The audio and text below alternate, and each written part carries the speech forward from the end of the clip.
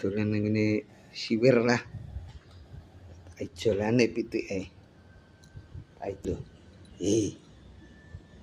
Iki turunan anu lho iki.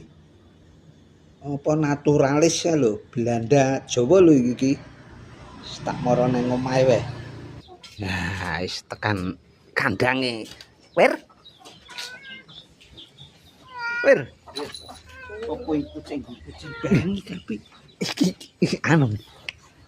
Wih, apik iki. Lah iya apik iki turunan anu lho, iki naturalis lho iki kucinge. Terus iki Belanda Jawa lho iki larang lho iki.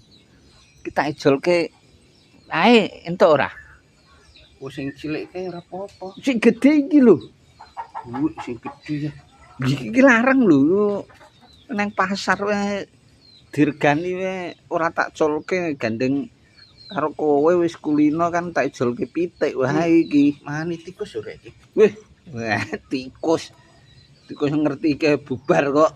Lah engko pitikku dipangan kan. Oh, ora ya, malah nunggu jaga pitik kok.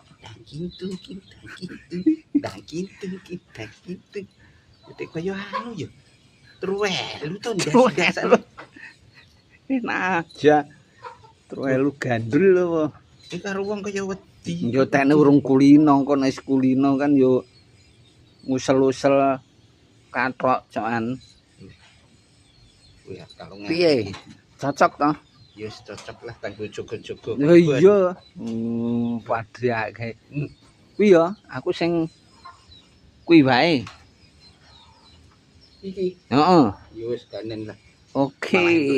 Sikil papat. Lho kowe aku gur entuk sikil loro lho. Sikil papat. Entuk sikil papat malah.